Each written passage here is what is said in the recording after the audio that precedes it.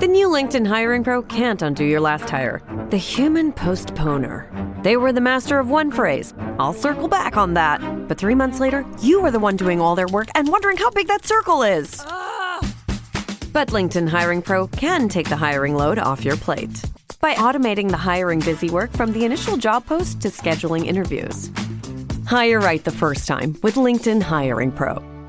Post a free job today at linkedin.com/quality. This episode is brought to you by Accenture. When your advertising operations fall out of sync, everything else follows. Spotify and Accenture are working together to reinvent the rhythm of ad sales, using automation, analytics, and smarter workflows to simplify campaign delivery and access better data across the business. The result? Less time spent on operations, more time connecting brands with the moments and fandoms that matter most. Learn more at accenture.com/Spotify. Mornings have a rhythm. You can hear it, feel it. And at Quaker, we fuel it. With 100% whole grain oats and a good source of fiber in every bowl, helping you turn that rhythm into your soundtrack for a great day. Fuel to start whatever's next. Quaker, official sponsor of FIFA World Cup 26. Let's go! Let's go! Welcome to Unbound, the podcast with Beth Curry, author, storyteller, and survivor. This is where books meet real life, where Beth reads chapters from her work and breaks free from the traditional audiobook format, diving deeper into the personal experiences, lessons, and liberation behind every page. Nothing is off limits. Let's get Unbound. Hi, welcome back to Unbound, Season 4, Invisible Daughter. I'm Beth Curry. If you're new here, seasons of my show are based on books I've written and published. My books have been described as self-help rooted in personal experience. Once an article had been written about me saying that, it kind of stuck with me and I realized something. I wanted to make my content more accessible to people because I've been told over and over and over again how helpful it is and how relatable it is and all that. And I know that not everyone can afford books or audiobooks. And I realized I could make a free podcast. I actually didn't realize it was suggested to me by somebody. And I thought about it and I decided that this was the best way to do it because then I can share the books and the content and have the conversations around it all. And that's kind of how Unbound came to be last year. So season 1 was all these beautiful things and it was tackling kind of my experience with being a care partner with my mom and her dementia. And it was like stories from her past and how she kind of remembers them now in bits and pieces. And she had some friends who contributed for some of the chapters, their stories. And then I would take their stories and I'd kind of get her insight and what she remembered about them. Season 2 was called The Weight of Truth. And in that season, I shared my story of losing over 200 pounds and how I got to that point actually of being almost 400 pounds and how I changed my lifestyle and what I did. Over the last 10, 12, 14 years that I've actually been on this journey of keeping the weight off, trying my best to keep the weight off, but also losing it. Many people said, are you going to ever write a book about this and kind of share your secrets? Didn't have any secrets, but I shared kind of everything in season 2. And season 3, which just wrapped a couple of months ago, The Other Side of Quiet. In that one, I shared my story of adolescent trauma and abuse and loss and finally finding peace after over 3 decades of kind of holding it all in and not telling, my story. And now we're at season 4, which is going to be a little bit different because although, a book was written and a cover was done, the book never went to publication because I have this podcast now and I didn't really see a point in making that investment. Time, whatever. Prior seasons for each episode, I would read a chapter and then discuss it. But now I'm kind of blending podcast episode with book chapter. So the format will probably be a little bit more conversational. If you're joining me for this season, I want you to take a deep breath. Okay, drop your shoulders away from your ears. I literally just did that myself. Unclench your jaw, and if you're currently running a mental inventory of your mom's prescription refill schedule, or maybe your partner's dry cleaning, or your best friend's relationship status. Whether or not your neighbor's cat looked depressed this morning, I don't know. Give yourself permission to put the clipboard down for the next little while here, okay? You're officially off the clock. This season is called Invisible Daughter, and I'm spending our time here together kind of pulling back the curtain on a very quiet and fascinating and very polite and completely exhausting phenomenon, okay? I'll be talking about this unspoken assignment that's handed to daughters everywhere. The expectation to be the family's emotional thermostat and the default crisis manager and the unpaid mediator and the natural born caregiver, right? I do want to be clear. This book is for all caregivers, all everything, even though I probably narrowed my audience down quite a bit by calling it Invisible Daughter. There are plenty of stories from real people here, including men, sons, brothers, husbands, you name it. But I'm digging into why it's typically the women in the family who become the helpers and the caregivers. Okay. So today for our premiere episode, I'm going to go back to the absolute beginning. I'm going to look at the foundational architecture of this trap. I'm calling this one the good girl's training ground because the truth is, nobody wakes up at 35 or 45 just drowning under the weight of everyone else's emotional baggage by accident, right? You don't just stumble into becoming a professional full-time emotional processing center for a rotating cast of family members and friends and coworkers.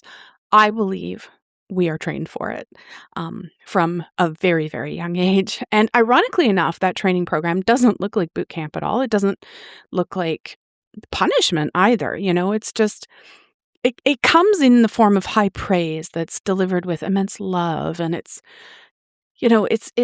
disguised as like magnificent opportunity, right? And it starts innocently enough, a little girl who's eager to please and a parent who's genuinely grateful for a hand and maybe a warm moment of connection over shared work. But somewhere in those early tender exchanges, something kind of shifts, right? Helping stops being an action you choose to do, and it transforms into like this identity you're kind of required to be. So I'm going to start by talking about my own entry into this corporate ladder of emotional labor.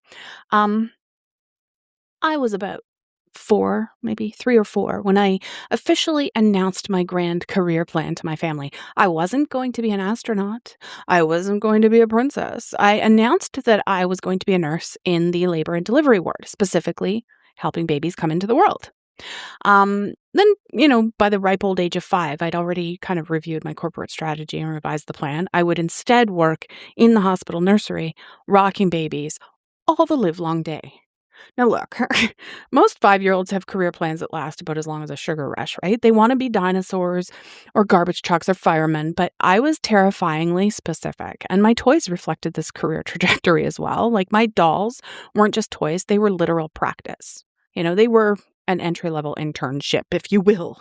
I didn't dress them up or throw them in a toy box. I ran like this high-stakes medical and psychological operation in my bedroom. I fed them on a strict schedule. Ridiculous. I changed them, I sang to them, and I just kind of created this incredibly elaborate high drama scenarios, where they desperately needed this profound emotional comfort, and I was the single solitary soul who could provide it. If you had walked into my room back then, you wouldn't have seen a child playing. You would have seen a tiny, unauthorized daycare CEO, My mom would frequently find me sitting on the floor surrounded by probably a dozen dolls, and each one was carefully arranged in a precise strategic grid as if I was running some sort of a highly regulated medical facility. Okay. When relatives came over, the reviews were glowing. They would look at me huddled over my plastic patients and say, "Oh, look at her. She's such a little mother," or "My goodness, she's just so nurturing for her age." And you know what? I glowed under that praise, for sure. I drank it in like a fine damn wine. I was profoundly proud of my calling to care. While other kids were outside eating dirt or shoving Legos up their noses, I was getting high on the intoxicating drug of adult validation. I was the mature one. I was the good one. What I didn't know then, what my 5-year-old brain couldn't possibly articulate, was that I wasn't just playing. I was an empath in training. Oh, dear God. I was walking through, my childhood home with my emotional skin turned completely inside out, absorbing the ambient emotions of the house like some high-grade kitchen sponge or something, right? I was picking up on my mother's unspoken sadness and my father's stress and, just the baseline anxiety of the whole family dynamic and the microscopic tensions that live in, the spaces between all of us, right? I felt absolutely everything, and a kid's brain can't process that amount of unmanaged emotional data without finding a circuit breaker. Okay, so the dolls, they were my circuit breaker. They became my outlet, my way of transforming an overwhelming, chaotic ocean of human emotion into this tidy, manageable ritual of care. And when I was tending to these dolls, I was finally in total control of the atmospheric pressure, right? I could make everything better. I could be the flawless, omnipotent caregiver because, and this is the beautifully, hilariously tragic part, the recipients of my care had no real needs beyond what I projected onto them, right? The dolls never cried real tears. We couldn't afford those dolls. They never had complex existential crises. They never had these needs that I just couldn't anticipate, right? And they never required more energy than I had to give. They were just like this perfect passive patience for this tiny empath who was already developing a lifetime habit of trying to heal what she couldn't fix. I didn't know I was being recruited into this lifelong unpaid position. Okay, none of us do. The assignment always comes, like I said, just kind of covered in praise and delivered with a smile and disguised as some sort of a gift or something. It starts so innocently, but somewhere in those early exchanges, the trap snaps shut. Helping stops being something you do and it becomes who you are. But here's where my story, I guess, gets a little complicated. This is where the beautiful, neat narrative of natural born caregiver starts to completely fall apart. Because the exact same girl who tenderly rocked plastic babies to sleep at the age of 5 became an absolute unmitigated nightmare of a rebel as she grew older. Hi, it's me. The child who supposedly dreamed of healing the world grew up and decided she wanted to reject every single ounce of responsibility in her actual real life. By the time I hit middle school, the little mother had apparently left the building. Okay, I was skipping homework. I was talking back to teachers with a level of sarcasm that was honestly impressive. By high school, I'd upgraded my resume to include sneaking out of windows and lying through my teeth about whose house I was going to. Hey, if you've listened to season 3, you know all kinds of stuff about me. And I was also aggressively pushing every single boundary my parents tried to erect. I was completely irresponsible with my household chores. If you asked me to clean my room, you'd think I'd been asked to shovel coal in a 19th century factory. Okay? I was unreliable with my commitments. I was defiantly breaking rules. I was generally wearing the crown of the family problem child. Okay? This girl who had once been cooed over by aunts and grandmothers for her incredible maturity has now become the teenager who couldn't be trusted to feed the cat. Without a 3-part structural argument, probably. So how do we reconcile these two completely different versions of the exact same person? How does the little girl who wants to spend her entire life nursing babies in a hospital ward turn into a teenager who acts like clearing her own dinner plate is a violation of her basic human rights? For a long time, society looked at a pattern like mine and probably read it as hypocrisy, right? They read it as inconsistency or immaturity or manipulative teenage angst. I don't know. But I don't think the answer lies in bad behavior. It lies in understanding the massive, cavernous psychological gulf between chosen care and imposed responsibility, right? This contradiction, it's not unique to me. It lives in daughters absolutely everywhere. We see it all the time.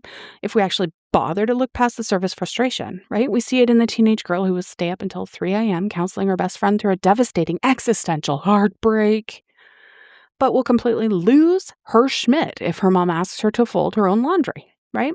We see it in the young woman who can single-handedly manage a massive family medical emergency, coordinating doctors and keeping everyone calm, but whose own personal finances look like a damn crime scene.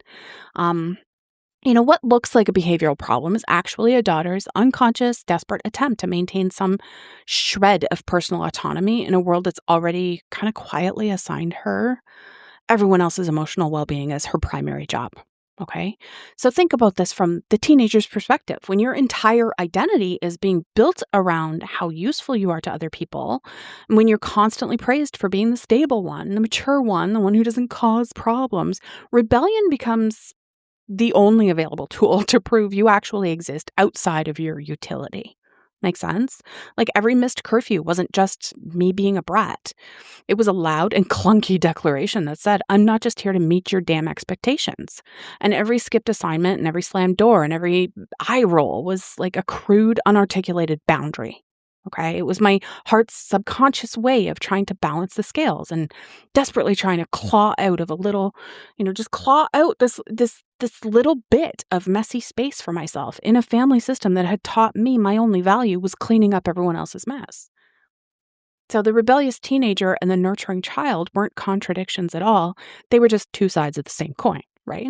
One side absorbed the world's pain and the other side threw a brick through the window just to make sure she still had a pulse, right? There's a family therapist who specializes in gender dynamics, and she coined a term for this that I want you to tattoo on your brain. She calls it the good girl economy, okay? So the good girl economy is essentially a high-stakes emotional trading system where young daughters are conditioned to trade their personal autonomy for adult approval. They learn to trade their individual, messy, inconvenient human needs for family harmony. And she explains it like this. Girls quickly learn very early in life that compliance and caregiving bring immediate, positive, warm attention.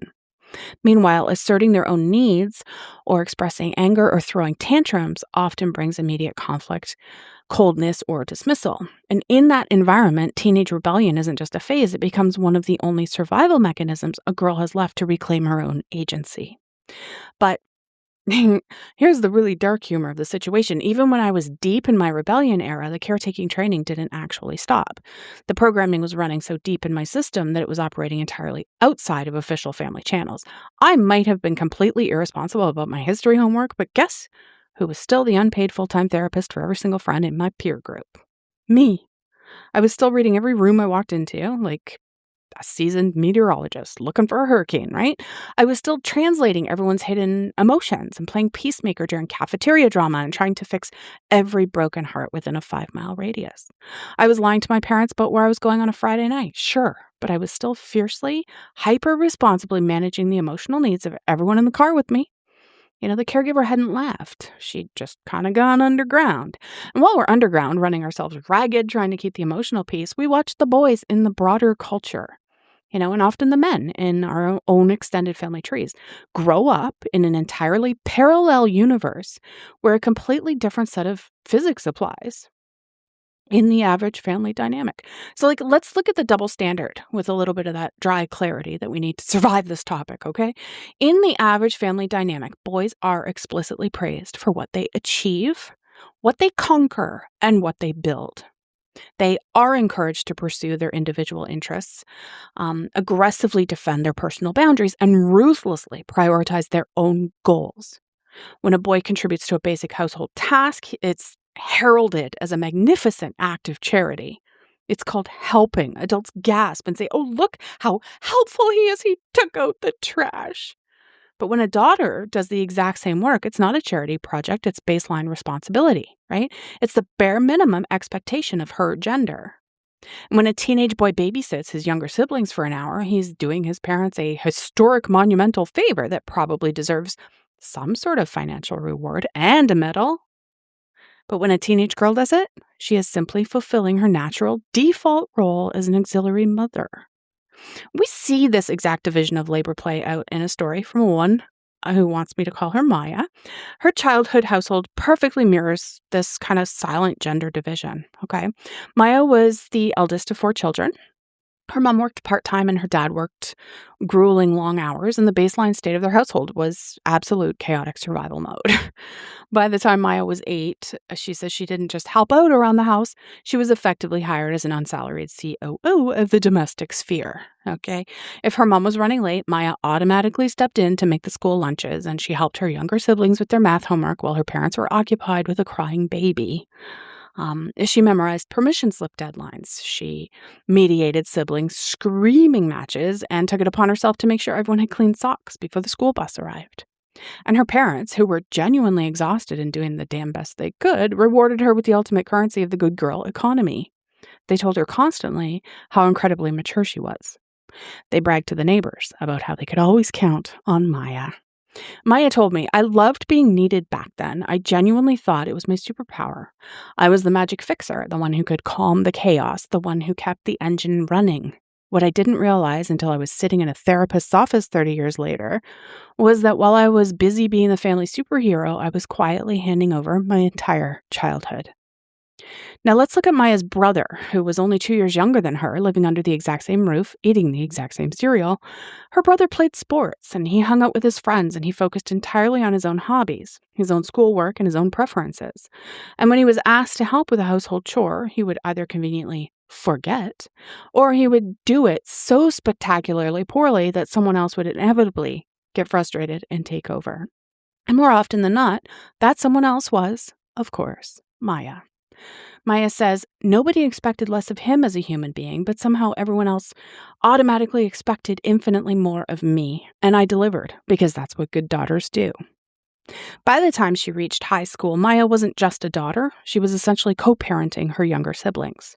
She was driving them to soccer practice, helping them navigate middle school social crises, and providing these deep emotional supports to her parents whenever they struggled under the weight of life. Her family saw her as an incredibly capable, fiercely independent young woman. They looked at her and saw a success story. What they completely failed to see was that she was quietly drowning. She told me, I never learned how to ask for help because my entire value is built on being the one who provided it. I didn't learn that my own needs mattered. I only learned that meeting everyone else's needs was the price of admission to be loved. When we look back at stories like Maya's, or when I look back at my own bedroom nursery empire, the truth becomes painfully clear. The dolls weren't just innocent childhood play. They were a rigorous training ground for a lifetime of trying to nurture what can never be healed.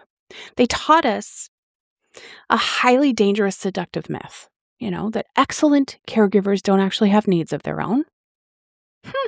Think about the psychology of a doll. It takes absolutely everything you have to give, your attention, your affection, your labor, your time, and it asks for nothing in return except the twisted satisfaction of being completely indispensable. The doll never stops to ask you how your day was. The doll never wonders if your back hurts from rocking it. The doll never challenges you to consider whether you're giving from a place of genuine abundance or whether you're completely scraping the bottom of an empty barrel. This is like the truly insidious, brilliant nature of the unspoken assignment, right? It doesn't just ask you to do extra dishes or manage a few calendar schedules, right? It colonizes your entire identity. You cease to be a human being who happens to help out. You become the helper. You stop being a person who navigates a crisis. You become the crisis manager. And for millions of daughters, this programming runs beautifully and silently in the background for decades until the moment of stark, terrifying recognition arrives. This moment usually hits during a major life transition. It happens when parents get divorced or when grandparents get sick or when this big family emergency kind of cracks the surface wide open. Suddenly, the invisible daughter looks around and realizes she isn't just being helpful. She's been officially, automatically designated as the family's structural support beam without ever signing a contract. So I'm going to share a story from a woman named Laura. She hit this exact wall when she was 34. Lauren's parents went through an incredibly messy, high-drama divorce when she was 22 and finishing up her senior year of college. She was living 3 hours away and drowning in her own exams and trying to figure out her future career. But back home, the family system automatically routed the chaos directly to her phone. Her mom would call her at midnight weeping about her father's behavior, and her father would call her an hour later asking her to manipulate her mother into signing some legal paperwork. And her younger brother was struggling with the fallout, so Lauren found herself driving 3 hours back and forth every single weekend, acting as an unpaid mediator and an emotional translator. And a human shield for everyone's unmanaged rage, right? She told me, I remember sitting on the floor of my dorm room one Tuesday night, completely physically and emotionally bankrupt, staring at my phone ringing for the 5th time that day. And this thought finally broke through the fog. When did I become responsible for my parents' marriage? When did managing their adult emotions become my full-time job? That moment of recognition is incredibly painful because it never arrives alone. It always brings a deeply uncomfortable cocktail of emotions with it, right? You feel an intense, raging anger at the profound unfairness of the burden. But then, because you're a meticulously trained good girl, you immediately feel a wave of crushing guilt for daring to feel angry in the first place. You feel confused about how to even begin changing the dynamic without causing this massive explosion. And worst of all, you feel a strange, haunting sense of loss. Because you have to ask yourself the ultimate question: if I am not the family fixer, then who am I? If I drop the clipboard, does anyone even see me standing here? This is the great empath's dilemma that follows so many of us straight into our adult lives. How do you honor your natural, beautiful gift for feeling deeply without constantly drowning in the emotional overflow of everyone around you? How do you show love without completely disappearing into the background? How do you use your empathy as a genuine superpower instead of letting it become the very kryptonite that destroys your mental health? The 5-year-old girl who sat on my bedroom floor rocking those plastic dolls had beautiful, holy instincts. Caring is a stunning human capacity, and healing is necessary work, and nurturing is what keeps the world from spinning into cold chaos.